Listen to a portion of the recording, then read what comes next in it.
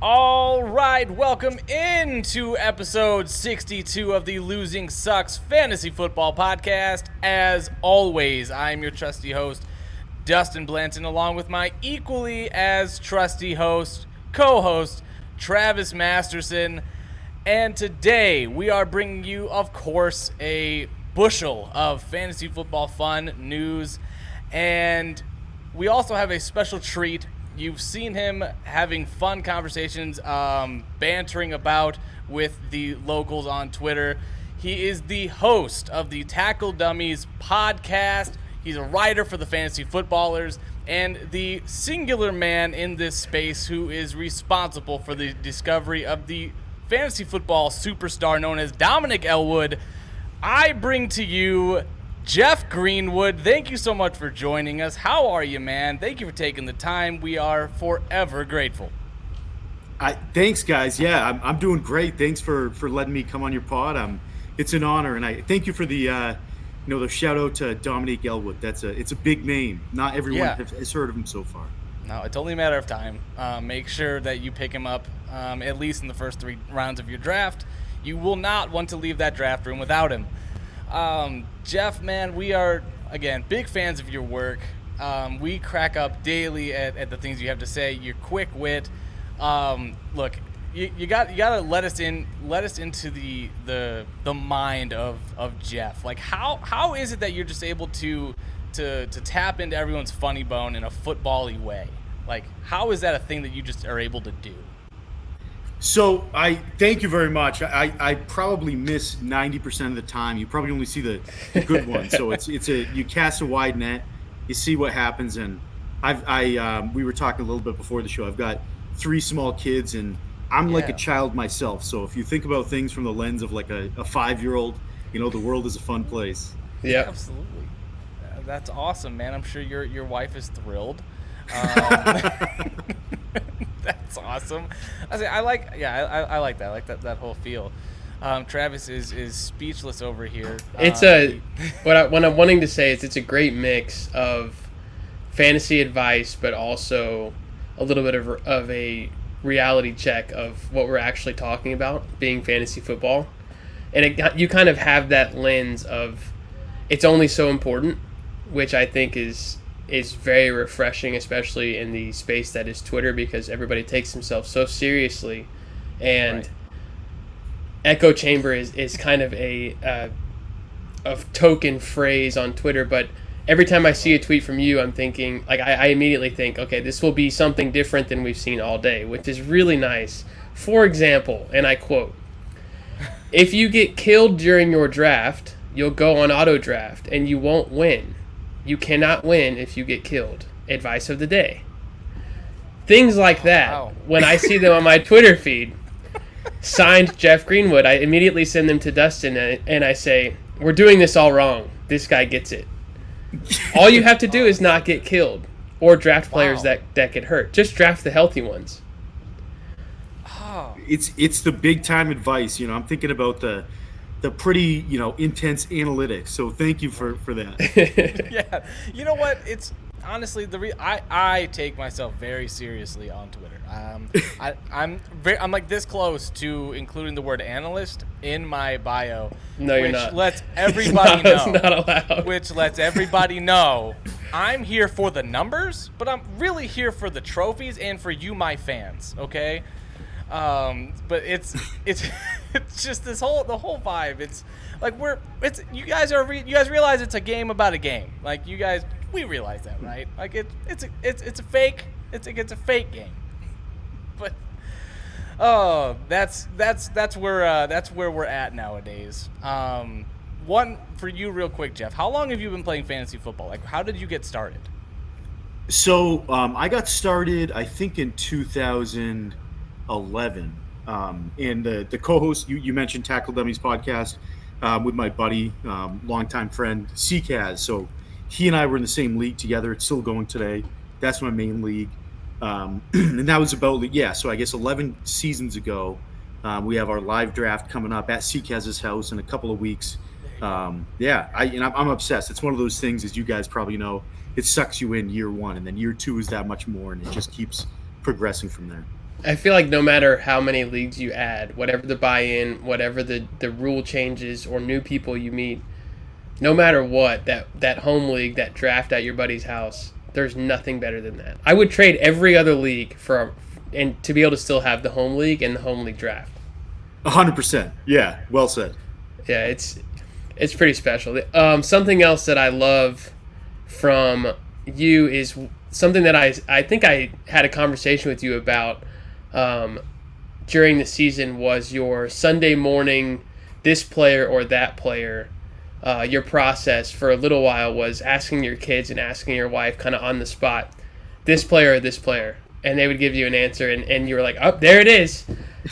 I think I watched it for 2 or 3 hours straight, and I just kept showing my wife. I'm like, how adorable is this? Like, this is such a genius idea, and it's organic and it's hilarious, and it's like, I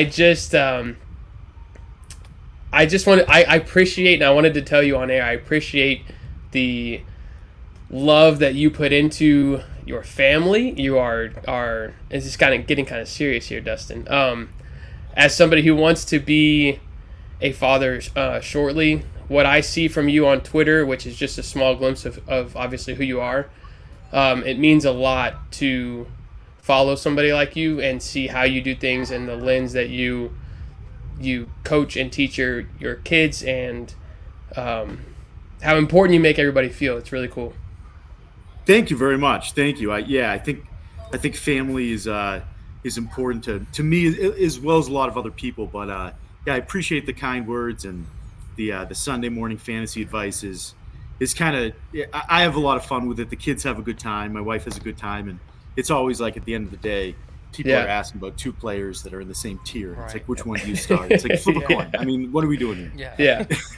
Like, well, let me pull out my crystal ball, and here's my child. That is awesome, though.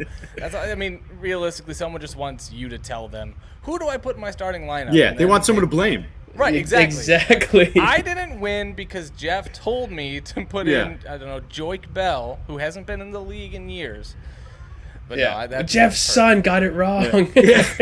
I just imagine that there's someone who's just like pissed off. It's like Jeff's 2-year-old said, Tyson Hill is gonna like have a good week. Like, what's going on here? Just furious about a 2-year-old. He hears his dad, or they hear your dad talk about football all day. No, I agree. It's kind of ridiculous. Are you gonna watch Hard Knocks when it premieres? I know it's premiering tonight while we're recording.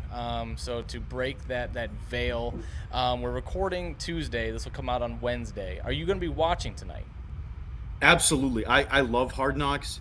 I know about you guys. Like I know that there's some chatter out there that people think it's not as good as it used to be. For me, it's always been. It's a preview. It eases you. It's my training camp. Yeah. All right. I get into this. You start to hear the drumbeat for certain players. It's going to be DeAndre Swift this year. Amon-Ra St. Brown, I think, is probably going to look pretty good. Dan Campbell is like one of my favorite people. He's so electric. Jamal Williams. Did you guys hear that speech? Yeah, that was how awesome. How could I not? I broke through my bedroom door. Like, that is, I have to fix that. Like, that is how pumped I am. That man has passion. There were real tears coming from his eyes, and you could just feel it like matters. It was like a Ted Lasso moment. Yeah, it was. That's a great description. You can tell, you can feel how much it matters. Yeah. How about you guys? Are you going to get into the Hard Knocks this season? Oh yeah, always. As soon as we finish. I'm here for the overreactions for sure. If I can get like another like mermaid SpongeBob moment from Jamal, like that's all I need. That's literally all I need. I love his mentality. Yeah, that's entertaining. Like, that's how it should be. You're playing a game. You're playing a game, and someone like pays you millions of dollars, and it's just like, it's so good. It's so good. Why not be happy? I don't know what else he's on, but it's his happiness is one of them. Is there anybody that you're hoping does not get the usual Hard Knocks bump up in value, that you feel like you're happy with where they are in drafts, you want a piece of this offense at some point? Who are you hoping does not get priced out of their current price tag? I think it's got to be DeAndre Swift. I mean, because like he's one of my favorite players, and every when you say favorite, it's obviously tied to value. So yeah, I liked him a lot last year. This year he's going in the second round. So if you get a late round, pick 8 to 12, something like that, and you can snag him in the second, I think that's tremendous value. And I think he's probably going to sneak into the end of the first in a lot of leagues after this. So that's someone that I'd be number one. Yeah. I think after Hard Knocks, he could jump the Mixin. Is he already over Chubb right now? I think he's over Chubb. He moved over Chubb? I think he should be. You know what? I think he's so underrated. So, like, Jeff. Would you take him over Najee? Ooh, I'm interested in this answer. I would go Swift. You would go Swift? Yeah. I'm scared of the Steelers right now. Yeah, yeah, go ahead. I think I would go Swift too. That's a hard one though, because there's certain players, like I like Swift better than Mixin, but I feel like in that situation I feel too anxious, and then I just go with like a wide receiver. You know what I mean? Like that. Yeah. If drafting Swift before the second round feels like I'm paying too much. That's fair. Look, a running gag on this show, Jeff, has been like that I'm a closeted Lions fan because, I'm always pumping up like Amon-Ra St. Brown and especially DeAndre Swift and T.J. Hawkinson. It's not my fault they have a bunch of young, great weapons. Like, they just did a good job, and that's hard to say as a Bears fan and also as just someone observing the Lions franchise. So I agree with you in terms of I don't want DeAndre Swift to rise in value too much.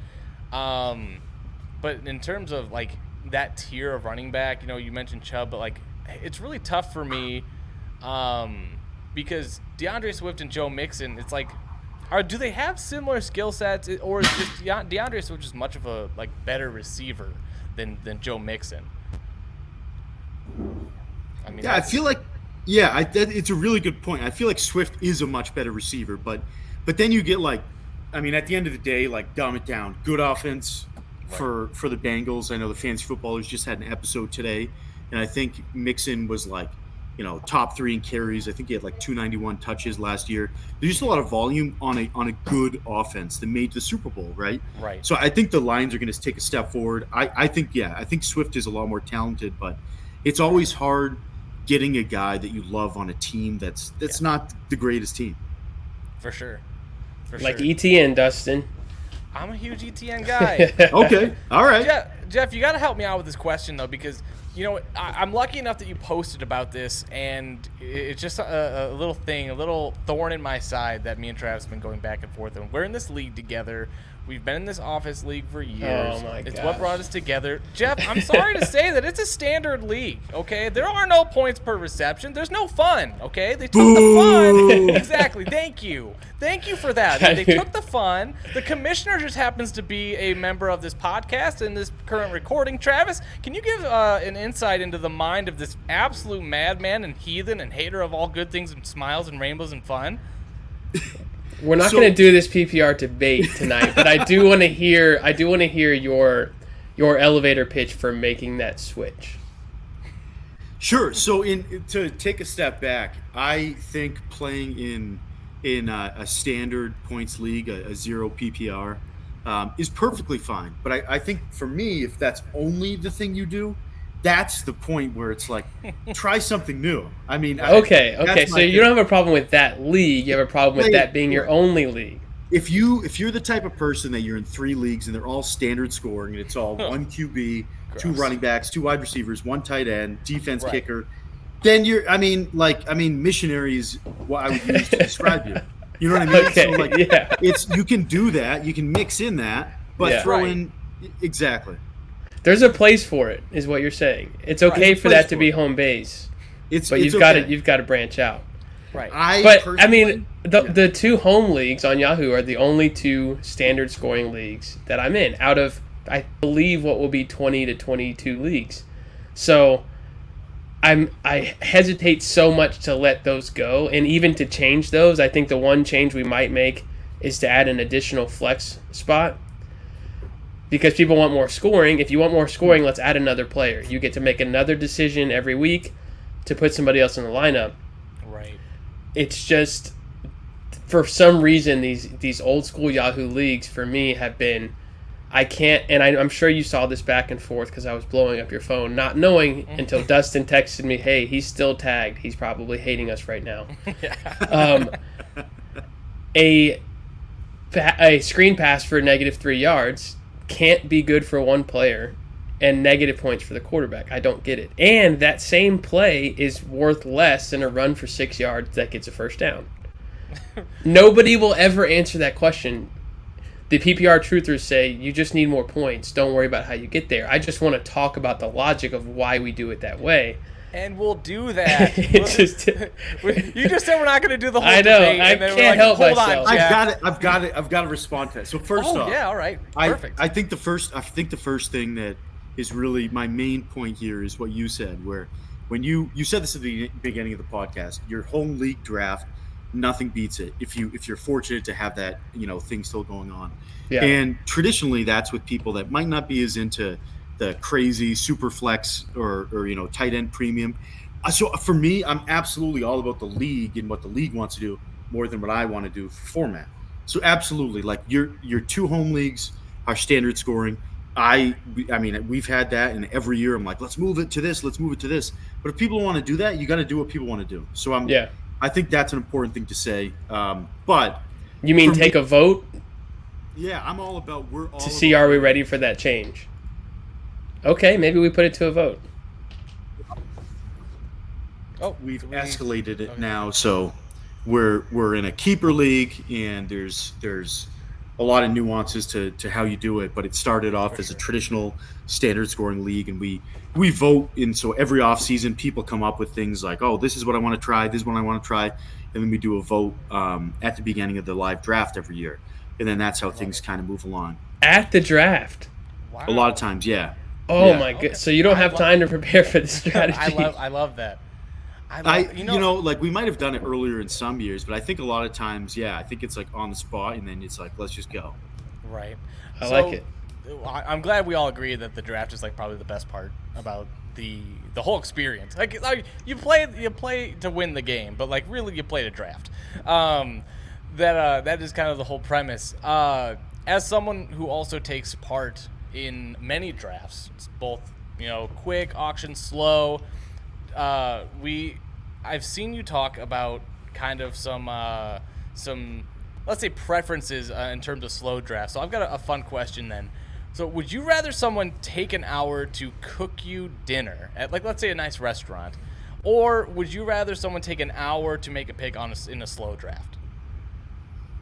It's a great question. So for me, while let me preface it by saying in a slow draft, like someone takes longer than 60 seconds, and I'm just sitting there, just like, what the hell? Like, what are we doing here? Come on, like, and you get antsy. But I'm also the guy. I've been close to timing out several times. I mean, sometimes you get into something, you miss a notification. So while it bothers me more that someone doesn't draft quickly, in a slow draft, I'm all for it. Take your time. Like, that's the purpose of a slow draft. I don't think people should like wait when news is going to break because they intentionally want to try to get an advantage. Right. I think it's like, hey, when you get an opportunity to draft. If it's an hour in, if it's 30 seconds in, whatever it may be, like, I think that's a fair thing.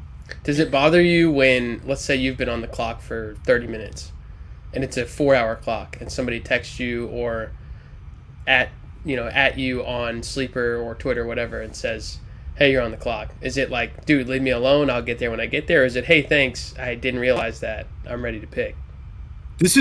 So I'll answer this, and I want to hear your guys' answers too, because someone mentioned this recently, and I hadn't really thought about it. I'm 100% the guy that's texting other people, hey, you're on the clock. Like, hey, no rush. I was all over Lauren Carpenter, who we just finished our Fantasy Footballers Writers Draft today, and every time I would text her. And again, it's like, just, you don't have to do it, but I also know that some people don't look at the notifications from Sleeper. Yeah. So there's, What about you guys? What do you do? Travis, I mean, you'll obviously be something similar, I'm sure, but like I will text someone here and there. I kind of fall a little bit in the middle, whereas like I'm okay with a slow draft. Like, that's what I signed up for. especially like we've been in, like 8-hour clocks, 12-hour clocks, where it's like, that there's the possibility, like you hope. And I think every draft has that one guy that always takes 6 hours each pick. So I'm okay. I'm okay. I mean, I can find a puzzle to do here and there, find a good book to read. And by the time the draft's over, I'm typically done with both. So I'm okay waiting. But Travis, I feel like you're gonna say something a little bit different. While I'm okay, I'm more okay waiting after I just made my pick. Now I'll check out from the draft for a little while. But as it gets closer to your pick and somebody's just not, you don't even see their green dot on Sleeper all day.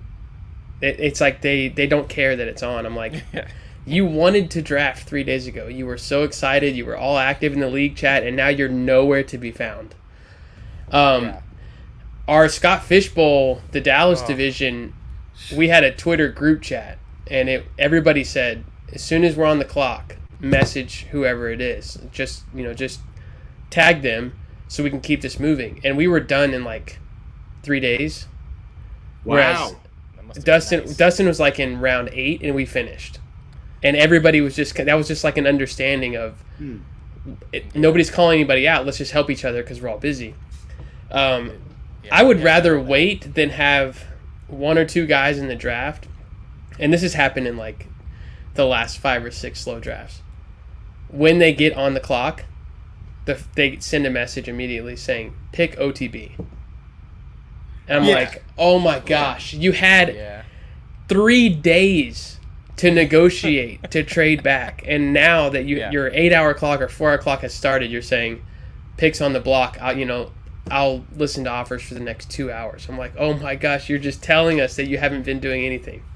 Maybe I'm too obsessed. Maybe I don't have enough going on. I agree 100%. I mean, I think it's, if your pick is coming up, start doing work. I will say, like, I've done this before, and I've seen other people do this, and I think this is a good way. If you're trying to work on the pick, and then your pick comes up, I'll be like, hey, guys, like, I'm going to make a pick in an hour. I wanted to trade it. If no one responds, I'll make my pick. And then you give a timeline, like 30 minutes. Yeah, that encourages a deal to get done quicker. Yeah, and then if not, I'm not slowing anybody down because you're right. If it's at the start of your turn and you've waited like more than 10 hours and then you're starting to negotiate, it's like you're just – that's different than being like, I'm going to pick at my schedule because I have a real life aside from this. I think those are some of my favorite managers that say, I'll pick in 20 or 30 minutes. I'll listen to offers. At that point, I'll just pick because it forces interaction. And then most times when people say that, you see a deal get done. Yeah, 100%. Man, you mentioned it, Jeff, and we mentioned at the beginning of the podcast that you obviously write for the fantasy footballers. I don't know that I've ever seen it out there, but I'm curious to ask you though, what got you into writing about fantasy football, and kind of like how did that all unfold with you? Getting the opportunity to write for them. So, good question. I guess probably in 2018 or so. So I've been very obsessed with listening to the fantasy footballers. There's a handful of podcasts I really like, and to this day, fantasy footballers are still, top 2 for. I'm always listening. I really like it, and they do something where. Little preview or hint, or I don't think this is really advertised, but a lot of times they'll hire writers in the off season. They'll do one episode where they're like, hey, we're looking for writers. This is the only time we're ever going to say this. If you're interested, do this, email this person, put something together, whatever. And I heard that and I was like, I'm just going to try for, I don't expect anything. And I had done some technical writing for work. And I just included some of that. It had nothing to do with fantasy football. I've always been super into fantasy football, doing my own research and stuff. Right. I really like data. I like using Excel and stuff like that. So I just reached out to them and I was like, I have like 0 experience, but here's something that I do at work and blah, blah, blah. And I tried to like be personable. And I think it was Jason Moore from the fantasy footballers that was like, oh, this guy seems interesting. Let's test it out. And he was, a mistake they've made a long time ago. Just keep on making it.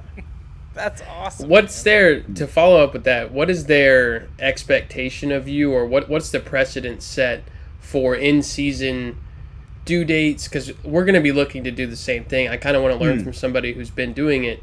As we reach out and hire writers, I think we've got a few guys that we're going to start reading their stuff.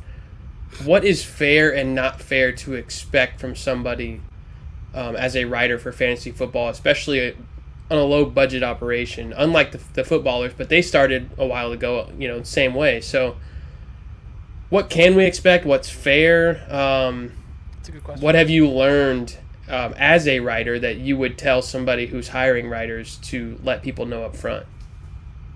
Great question. I mean, I think you guys know, like, I do not take myself seriously.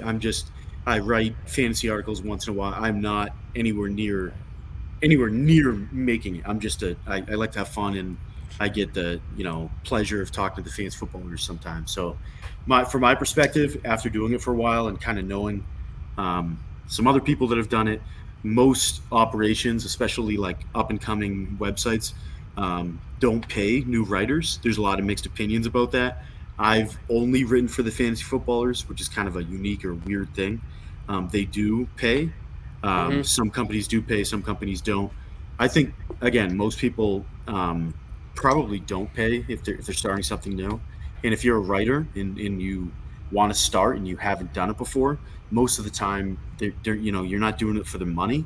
The money's kind of nice in a little bit, but I mean, I think only the really, really big names are making like legitimate money. You know what I mean? Right. Yeah. Right. So, yeah. So in terms of expectations, at the fantasy footballers, it's typically one article per week in season. There were a few years that I was doing like 2 per week, and I actually didn't even tell Kyle Borgognani, that is the chief editor, who now works full time. I didn't tell him I was going to do a second article. I just wanted to do it, so I just started submitting them, and he just put them up. So I started my like little. I do a day trader series for that. I like that one. Yeah. What's the editing process like? Is it you submit it to him, he reads it, tells you feedback, or is he editing it just to clean it up, or does it pretty much go straight from your computer onto their site?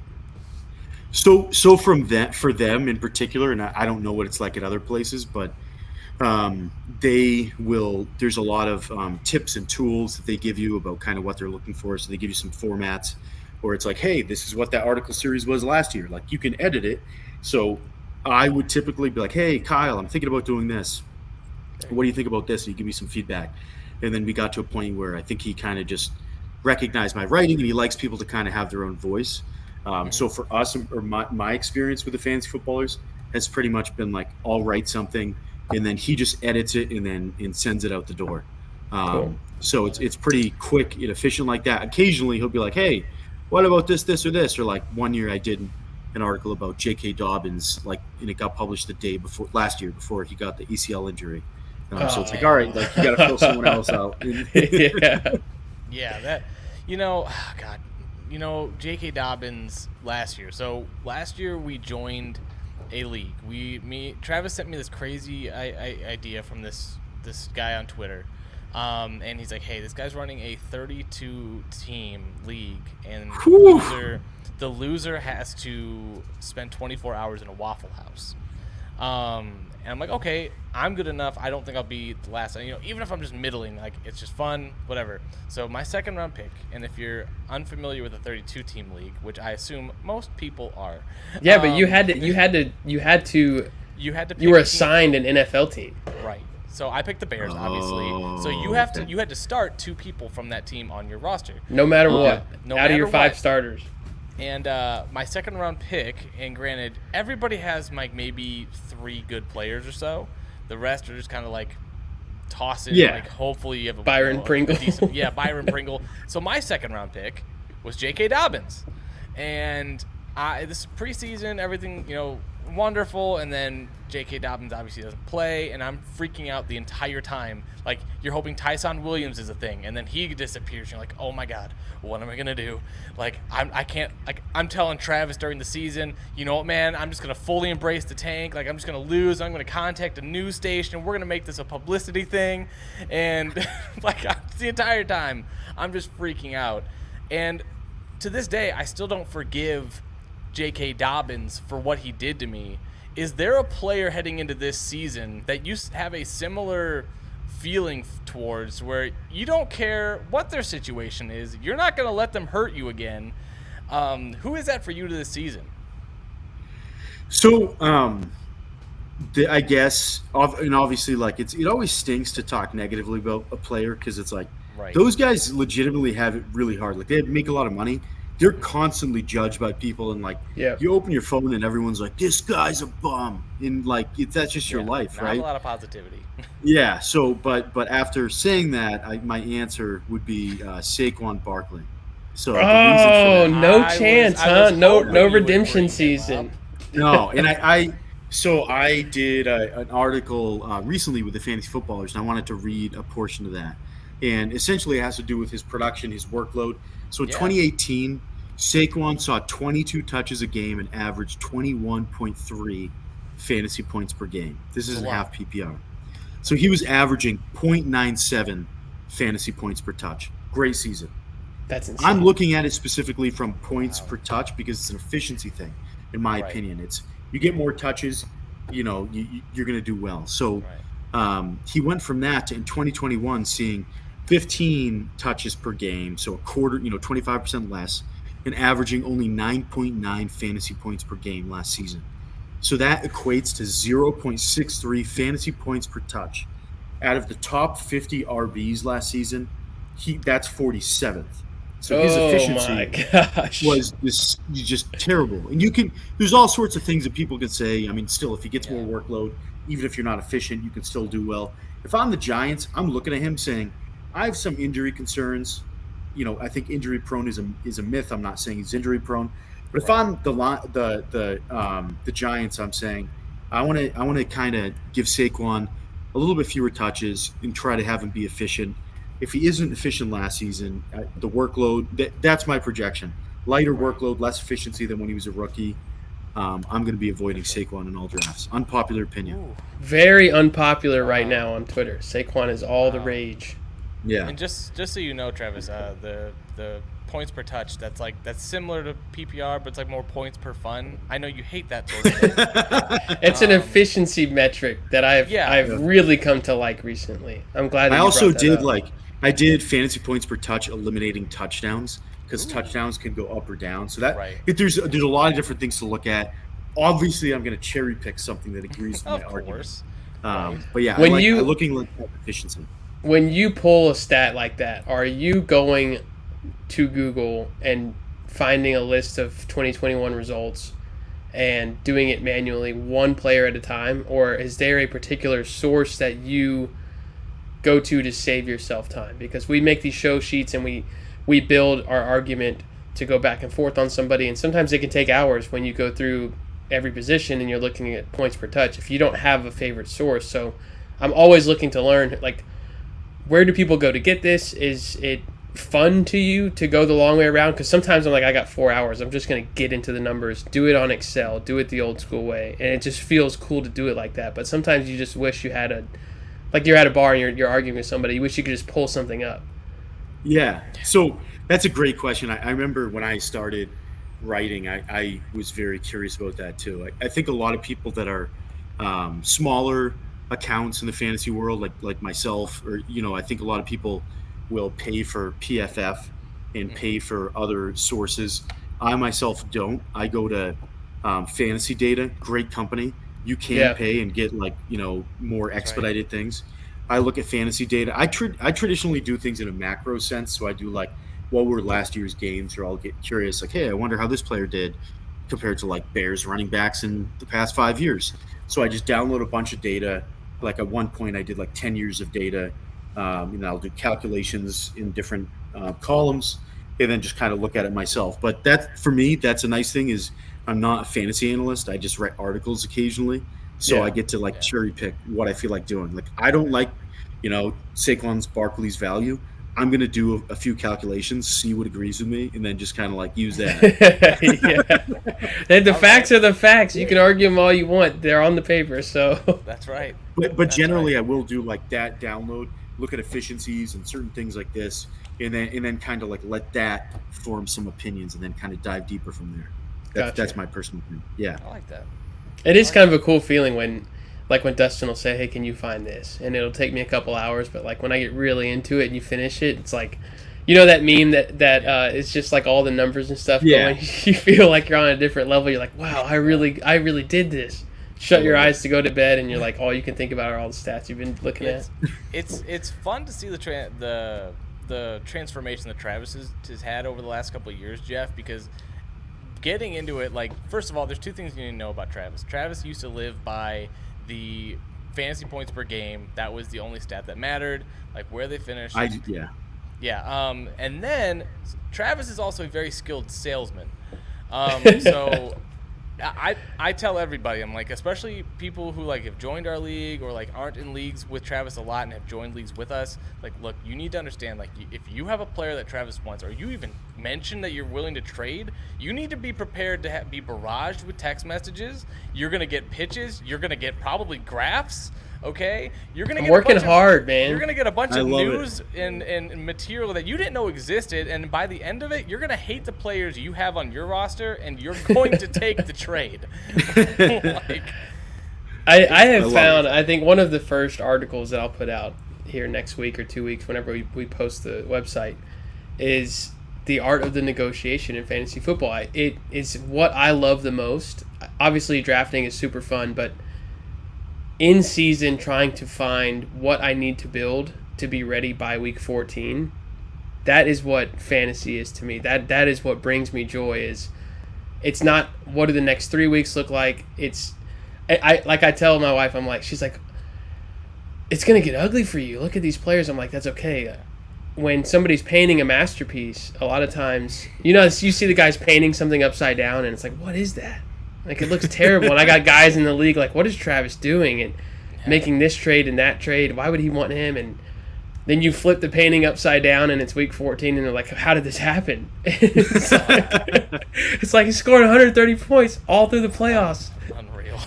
I love it. That's just, yeah, I mean, and I have a question for you, but it's kind of piggybacking off of that. One thing that I have found to contribute to success is after weeks 2 and 3, you've got one or two teams that are 0-2, 0-3, or 1-3, whatever the case is. It's panic mode for those guys because it's a long off season. You've got to go 8-5 to get in a 12-team league, and if you start 0-3, the pitch is you've got to go 8-2 at worst. You can't wait for player X, Y, and Z to turn it around after a slow start. You need who I have, who started hot, who I don't think will continue that. We need to swap. You need to ride the hot streak. Let me wait it out because I'm 2-1. That's kind of something that I've been doing the last few years that has worked really well. What is something for you in season that has contributed and become a successful habit, whether it's waiver wire hawking or packaging a few players for a stud player or vice versa? What's kind of your thing that I can bank on this thing that I do really well in season to get me where I need to be? So I actually do the exact same strategy as you just said, because I think I look for the value proposition. I think the good trades are when both people win, and you can find that when someone's desperate. They need to win right now. If they've got I don't know, say Dalvin Cook, and he's out for at least 2 weeks, you're not in a position where that player is valuable to you. So I'm with you. It's like, here's Mike Williams. Let's do this deal. I think finding the value propositions, and rather than starting, I like this player. It's like, I like this kind of a player, or like if I'm doing well, like who's injured and who might come back. Let me look at teams, and you can't afford to wait type thing. Yeah, exactly. So I do a lot of that. My favorite leagues and my main league is a keeper league where there's also like next year ramifications. So like I traded to try to go for it all this past season, and I did not win. But you got to gamble. I mean, life is about taking chances. So sometimes it works out, sometimes it doesn't. Another thing I'll do is like, if I have a quarterback that's doing well, I typically like trade them away because I think that's a good position to backfill. So I try to think about like, what do other people not value? Is there a way where that could give you an edge? And then like, how do I work around that? Like keeper leagues, I'm like, there's 3 players I want to keep in my main league. We can only keep 2. like who's interested in this player or really any of them. I'd be interested in negotiating because I only need to keep 2. If I can gain something else from the third player, even if it's for my favorite player, you're still, getting a little bit of an edge. Yeah. An interesting point in trade negotiations I always worry about this point because I've been hit by it a couple times this offseason in dynasty leagues that I'm in, is that you get an offer, it's probably close to fair, you feel like you can counter, or you sent an offer and then they send an offer that's close to what you'd expect, but you feel like you can get a little bit more. What is your philosophy on, like, do you push for that little extra to really make sure that it's on your side, quote unquote, or is there like a kind of a zone that you try to get into in terms of being close to fair? Because I've had a few that I've sent back as counters and then the whole deal falls through, spooks them, they've had too much time to think or whatever it is, and then the deal's dead, and then now the player that you were probably going to get value on is no longer available to you. That's a great question. I love that. I'll preface it by saying, like, I'm in a bunch of leagues like all of us here, and unfortunately I think a downside is that I trade less in a lot of leagues because I'm in so many. So normally in season it starts off with like my 2 main leagues, and then like whenever I start doing well, that's the one that start doing trades. Of course, but yeah. I think generally speaking, it also matters. Like obviously, if you have a relationship with that person, you have history with that person. If it's a league, I don't really know the player's habits. I'll always counter for something a little bit extra because why not? And for the most part, and then in home leagues, I'll typically. It kind of depends on the player, and like honestly, there's some people that I'm sure you guys get to that are in a league that are like, oh Jeff, like you. I know that you are super obsessed with fantasy and you write articles sometimes. You must know something I don't know. It's like that is absolutely not the case.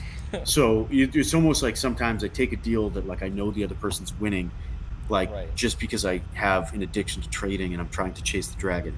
And you're also it's something that we talked about over the last few months in the off season is as we make all these deals, the ones that sometimes fall through the cracks or are sand in your hand kind of just falling through is I wish I would have taken that deal. I can't believe I let the difference in Tyler Boyd and Jacoby Myers be the deal breaker for me.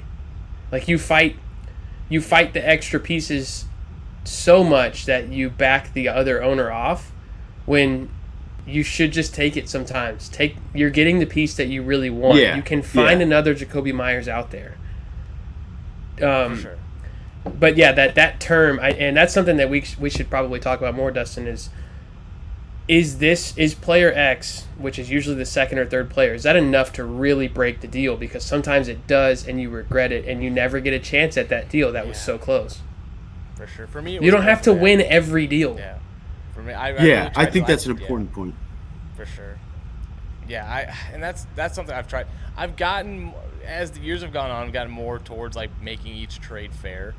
Like I used to take trades way too personal, and it's like why would this person offer me that? Like, do you know? Like, I know about fantasy football. Like, I'm about to put analyst in my bio. Like, you don't understand. You don't understand. But yeah, it's like, especially for guys that I like when it hurts the most. Like a guy I'm really high on this year is Cole Kmet. Really, really want him on all my teams. Being a Bears fan, sure. Like, there's multiple reasons. Like, guys like that are someone, like, I'm willing to pay a little bit extra for, and then I'll get roasted in my league chat. Like, I can't believe, like, I just made a trade. Like, I traded Chase Claypool for Cole Kmet, straight up. No idea if it's a tight end premium league. I don't know how it's going to turn out, but I just knew I wanted Cole Kmet on my team. So, but that's the thing, that's the deal breaking. Like, how many weeks this year are you going to say, I can't believe I gave away Chase Claypool? Probably 0. Not many. Right. But if Cole Kmet at that position in a tight end premium league is balling out and he's tight end 5 or 6, you're going to say a lot of weeks, I had him. For freaking Claypool, I had him. I should have done it. For sure. I think also, like, for me, I tend to I try to be aggressive with certain trades. Like, I'm in a dynasty league with I won't say their name, but some people might know. But some people from one person from the fantasy footballers, we did a trade together, and I traded. This was last season. I traded away Calvin Ridley in the offseason, and then received a package that had Deebo Samuel, Jamar Chase, and then an upgrade and a pick. So this was like right when it was like, hey, I can't see the ball. This was probably the best trade I've ever made. You are fantasy god after that. We were in the middle of the rookie draft, and Jamar Chase is on there. And I'll be honest, I don't know crap about rookies. I just don't watch college football. But I'm like, I trust these guys in this girl or whatever, and they're just hyping up this person. I'm gonna gamble because I think that their value is gonna be at the lowest point. I just like chaos. Let's go for this. I think those are the trades that like you either fall on your face, which I've done that too, or it's like that worked out like way better. Like, obviously that worked out better than anyone would have ever predicted. Sure. Yeah, that's amazing. Oh wow, for Calvin Ridley, that's worked out even better. But at the time, it was like very fair. Like Calvin Ridley's gonna be a top 5 he receiver. Was clearly the best, player in that package. And but I mean, another same league with a different person, another person for the fantasy footballers. I traded away Mark Andrews and like a second in a Superflex league to get like Kittle. So I think I might have I traded away Tyler Boyd too. So I gave a package because I really wanted Kittle. And looking back, like that was not a good deal at all. No. Yeah.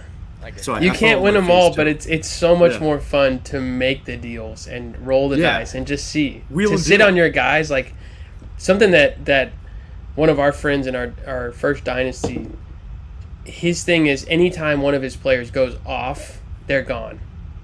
Yeah. He sells them at peak, what he calls peak value, even after one huge week.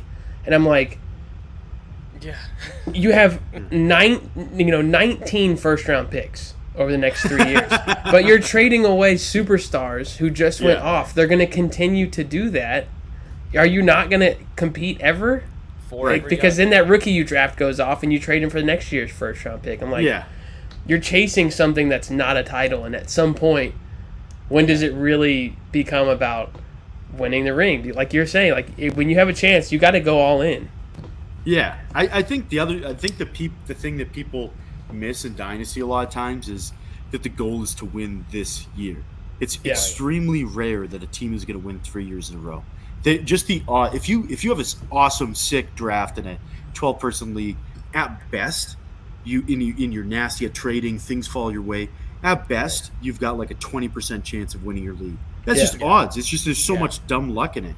So the people that try to go for that Dynasty 3-year window, no, it's like I think you either try to win now or try to win in 3 years, and then your moves follow. It's one of the two. Take the 26-year-old running back who's a superstar. Get a year out of him. Go for the ring. Yeah. If it doesn't work, trade him away. Yeah, absolutely. Gosh, it is crazy. It is crazy kind of how things. Because you never know. I mean, Saquon Barkley, you'd have to trade half your team a few years ago to get him, and now, Jeff would pay you to take him off his roster. You never know. You never know. You know what? One question I've been wanting to ask people, Jeff, especially you. What is something that, once you started really looking at the game, what is something that you realized either is not as important or is more important in winning a title than you thought it was? It's a great question. I think it's a brain teaser. That's a tricky one. I think there's a huge advantage, and maybe this is going to be an obvious answer, but I think there's a huge advantage in reacting or making moves quickly and kind of adapting to information. I mean, everybody's guilty of like it's week 5 and the player that had an awesome year last season but starting off slow, still valuing them as if it was the same ADP as when you drafted them in August. So I think the people that can kind of adjust on the fly, like not that player is never going to come back up, but adjusting on the fly and recognizing, all right, I think this player's value relative to ADP, like where does this person view that player in their mind? We got it wrong. You got to adjust. Got to adjust. So I think for me, and that's a really hard thing to do, obviously, like trading for Jamar Chase when he's like dropping balls, had a year off, and like he's a rookie going into a season, whatever. Like there's things like that Like trading away me, Allen Robinson last year was tough for people. After 2 or 3 weeks, it's like he will turn it around. It's Allen Robinson. And if you sat and you didn't move, you paid the price. You could have gotten somebody. You could have gotten a Deontay Johnson or somebody early in the season that was the top 10 guy, but you're stuck with Allen Robinson on the bench or cutting him or whatever the case is. But I think that's a great piece of advice. After, I think, week 2 or 3, you get a pretty decent feel, for sure, by week 4 of what you got right, what you got wrong, or what's different than anybody saw coming, and adjust immediately. Don't say, it's coming. By week 10, he'll be his old self, because then it's too late. Michael Thomas. One thing I do in like the articles that I write is the exact same thing. I'll look at 3 kind of pieces, and you'll like this because you were talking about fantasy points per game. I like looking at like where their ADP was, what their season fantasy points per game are, and then last 3 games. And I look at those side by side. Then you look at workload. You can kind of see like who's on the rise, who's on the decline, because everybody, like as you guys know, everybody like kind of takes the first 3 games and they only tie to that, or they just take the ADP in the preseason, only tie to that, and it's like if you can just constantly adjust. Yeah, for sure. I like that a lot. Cumberland Farms, are they an official sponsor yet? I've never had Cumberland Farms, but I feel like if somebody asked me where's the best iced coffee in America, I would answer Cumberland Farms, and I would say the one in New England, because I'm sold by your testimony, especially at the price, which is always included in the post. Yeah. It is all. I see it every time, and I'm like, I have to have this. Next time I'm in anywhere in the Northeast, I'm going to get this. Oh man, I love it. Yeah, they are not an official sponsor. Whoever runs their social media, I'll always message them. I'm like, hey guys, like I just love your stuff. You guys are great. Yeah. I just kind of mess around. I hope that's cool. And they don't really know what to do with me, but they interact. They did send I couldn't possibly sell your product any harder. Right. Yeah. Why don't you want to sponsor me? Like, but guys, I also, I'm also like, I'm not like, why would anyone pay me to sponsor something? You know, like I'm very realistic, but you need a written testimony of the effect that your posts have on the public. I will give you one. I could just imagine. Picture, it's $2.10 for 2 iced coffees, boys. Beautiful. That's been the same price for 3 years. We're in a recession. Wow. You can't get that anywhere. You can't get that anywhere else. It's great coffee. God, that's beautiful. I could just imagine the conversation that they have at their Cumberland Farms. Like, we got a guy asking to be sponsored. Well, what kind of content does he put out? Well, here's a video of him standing in a torrential downpour. That was amazing. I'm like, look at this dude. He's into weather. He's a weather aficionado. Okay. Yeah, I have no idea what he's doing, but yeah, I keep them on their toes. They did send me a care package with a lot of their products and a T-shirt. Perfect. So that was fun. That was cool. I love that. I got family up there. I'm gonna have to make a trip up there to try coffee. This. Absolutely. It better be great. Better be great. It's gonna be. It's gonna be. Promised. All right. Perfect, man. There is actually one more order of business that we didn't cover. That by the time people are listening to this is very relevant to the show. Jeff, it's your birthday. It is your birthday. Oh yeah! Happy birthday to you! Oh man, it's fun that I want it to be my birthday. Not can we get a birthday wish live on the show? What is your birthday wish in life or just the fantasy season? Throw one out there. It's gonna come true. Yeah, it would be to beat my co-host on Tackle Dummies Podcast, Seakaz, in our home league. I think. I've done very well. I've had some championships. He beats me every year. So if I can beat him this year, that would mean everything. And also maybe shoot some tweets out at me at the Fantasy Edge and just put a picture of your dog. That would be a cool birthday present. All right, we'll do what we can to make that happen. Dog pictures and beating Seakaz. That's all you can really hope for. I hope that happens for you, Jeff. A guy like you deserves to have everything he wants. That's right, man. I mean, I gotta tell you, man, I really appreciate you taking the time to come on here. This has been so much fun. I had a couple other Giants questions I wanted to ask, but I feel like that's just torture. You know, no one wants to talk about Daniel Jones. So I'm gonna save that for the next time we talk, whether he's in the league or not. I'll save a few of those questions for you then. But man, thank you so much for taking the time to come on. We really appreciate it. Absolutely, guys. Thank you. It was an honor. Thank you so much for having me on. Thanks for the happy birthday wishes and for remembering it. That was really cool. You guys are a ton of fun, and I'd be glad to, chop it up with you guys again. Thank you. Sounds good. Thanks, man. We really appreciate it. Appreciate it. Everyone, thank you so much for watching, listening. This has been Losing Sucks. For Dustin, Travis, Jeff Greenwood here. Thanks again. This has been episode 62, and as always, remember, losing sucks. Don't do it.